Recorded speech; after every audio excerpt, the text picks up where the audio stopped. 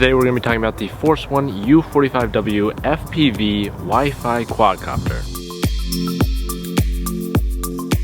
They call this one the Blue Jay because of its vibrant blue props that really stand out compared to all of the other mini quadcopters that look like this. I've had the opportunity to fly this guy for the past couple of days and I must say, it's really got some great features.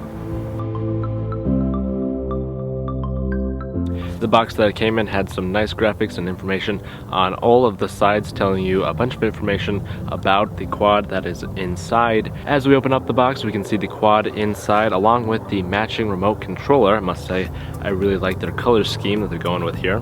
This quad came with the props already installed, which is very nice. The only thing that you had to assemble was the little legs on the bottom here, the landing gear, which actually was a little more difficult than I was expecting. The tiny screwdriver was not quite strong enough to get the right amount of torque to screw this in, so I actually used a drill to finish it off. They actually include a full set of spare repellers and prop guards, which I actually took the prop guards off for this review, along with a bunch of accessories like an extra battery and a micro SD card to USB reader, which the micro SD card pops right in the back of the camera right here, which brings us to the next point, which is the camera. It's not actually on right now, it's just that windy out today. Okay, so it comes with an HD camera, but the resolution is only 720, so it's not going to be super sharp, and the field of view is quite narrow, as with many of these lower end quadcopters. The footage is kind of cool if you've never flown a drone with a camera before, but you're probably not going to be using this in any of your Hollywood movies. During the flight test, I flew my Phantom 4 Pro alongside with this guy, and you can see the quality difference. That one does shoot 4K 60. That actually brings up a good point. I might do a video in the future just using one of the cameras on these lower end quads and seeing if I can get like usable footage, or try to like mess with stuff to make it look as good as possible, and seeing if that's acceptable as drone footage, because just right out of the camera it has this micro SD card. Just took that right out, put it in the computer, and the image, not that great. Aside from the camera, this quad has some really top of the line features for a quad under $200. So it has altitude hold, which I believe several of these quads do have, but I have not seen it work as well as it does with this quad. It was able to hover right in place without moving. I had to adjust the trim a little bit, and it was actually a little windy, and I was able to hold its own altitude very, very well.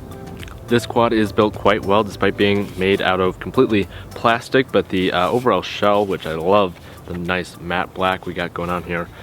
The design resembles another quad that I might have reviewed in the past. Love the design.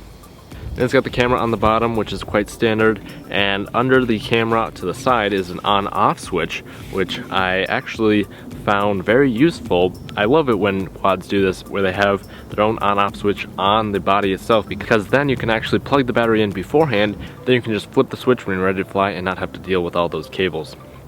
As I mentioned before, it came with a spare battery. The first one was in the quad itself, and then the other one was with the props, I believe. Another great feature is the FPV connection to your phone. You can download the app and it'll actually allow you to connect to the Wi-Fi of this camera and view it. I'm not exactly sure, I didn't test the range, but I got pretty far out there and I maintained video the whole time, which was pretty cool. Again, since the camera is so narrow, it's not super helpful. It does actually have this really nice feature where you can tilt the lens. I did not mess around with that at all. I might want to in the future. It's not motor controlled. You have to set it before you take off, but pretty cool feature. I think that basically wraps it up. I've really enjoyed flying this the past couple of days, and I hope to fly it even more in the future. One other thing that I almost forgot to mention was that this drone actually comes with a USB power bank, which is really great, so you can actually charge your batteries like while you're out in the field flying. Since I gave you two, you can fly with one while charging the other, and vice versa once you're done. So you can just like continuously fly all day long until your power bank runs out. If I missed anything, or if you want to see anything specific, just leave a comment down below. Thank you for watching, and as always, don't forget to keep it pro.